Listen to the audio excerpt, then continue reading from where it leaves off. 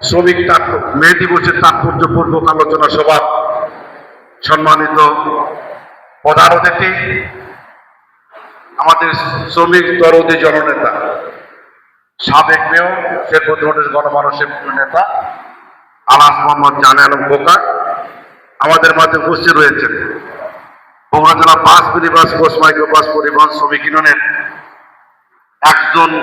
পেশাদার শ্রমিক, পৌরসভার সাবেক মেয়র, সাবেক ছাত্র নেতা, সম্মানিত পৌরসভার পৌর বিএনপি সভাপতি স্বাধীন কুমার কুণ্ডু,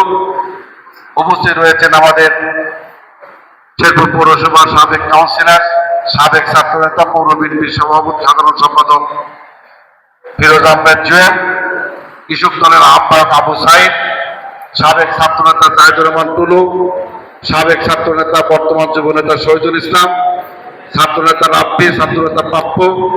যুব নেতা রোহান, মেহেদি, রিসি, জেসি, তোমাদের দুজনের কেক কাটা রাখবে, একটা কেটে আমাদের পরিচয় রেসি আর জেসি